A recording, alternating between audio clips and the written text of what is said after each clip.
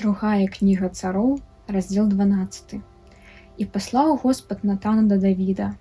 Ён, калі прыбыў да яго, сказаў яму: у адным горадзе жылі два чалавекі. Адзін быў багаты, а другі бедны.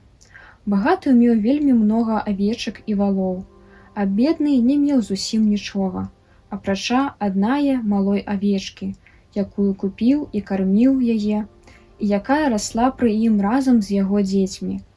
Ела хлеб яго і піла з яго кубка, спала каля яго, і яна была яму быццам дачка.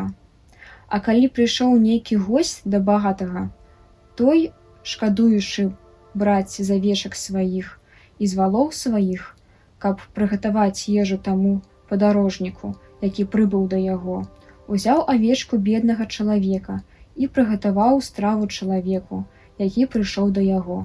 Тады Давід, надта запалаўшы гневам на таго чалавека, сказаў Натану: «Жыве Господ, бо варты смерці чалавек, які так зрабіў. За авечку хай аддасць у 4 разы, за тое, што так зрабіў і што не пашкадаваў яго». А Натан сказаў Давіду: «Ты той чалавек. Гэта кажа Господ, Бог Ізраіля.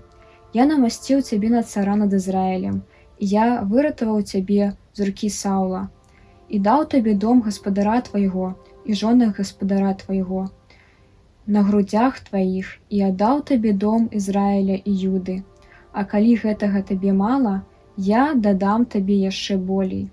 Дык чаму ты пагардзіў словам Господа, так што дапусціў злачынства перад ім? Урыя Хітэя ты забіў мечам, і жонку яго ўзяў сабе за жонку, і забіў яго мечам сыноў Амона. Таму меч не адступіць ад дому твайго навек за тое, што ты пагардзіў мною і ўзяў жонку Урыя Хітэя, каб была тваёй жонкай. Таму вось што кажа Господ: вось я навяду на цябе бяду, якая выйдзе з дому твайго, і вазьму жонак тваіх на вачах тваіх, і перадам іх блізкаму твайму, і будзе ён спаць з жонкамі тваімі на віду сонца гэтага. Бо ты зрабіў гэта патаемна, а я зраблю гэта на віду ўсяго Ізраіля і на віду сонца». І сказаў Давід Натану: «Зграшыў я перад Господам».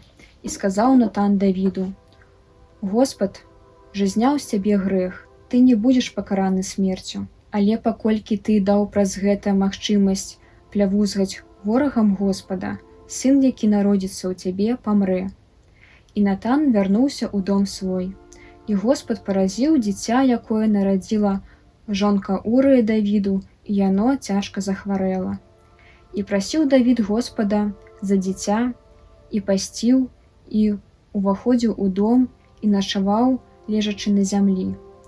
А прыйшлі старэйшыны дому яго да яго, прымушаючы яго, каб ён устаў з зямлі. Ён не хацеў і не еў хлеб з імі. А ў 7-й дзень сталася, што памерла дзіця, і паслухачы Давіда баяліся паведаміць яму, што дзіця памерла, бо гаварылі яны: «Вось калі яшчэ дзіця жыло, гаварылі мы яму, і ён не слухаў голасу нашага.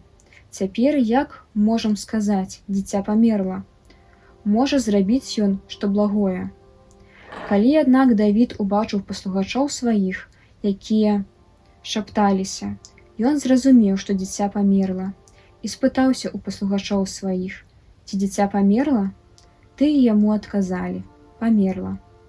Тады падняўся Давід з зямлі, і памыўся, і намасціўся, і калі змяніў адзенне, увайшоў у дом Господа і пакланіўся, і пасля вярнуўся ў дом свой, і запатрабаваў, каб далі яму хлеба, і еў.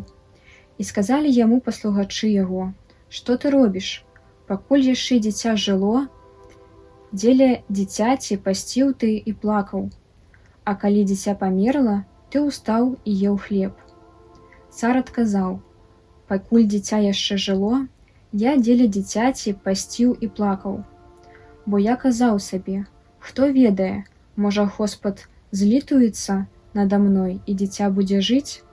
А цяпер, калі дзіця памерла, навошта маю пасціць? Ці ж я змагу яго вярнуць?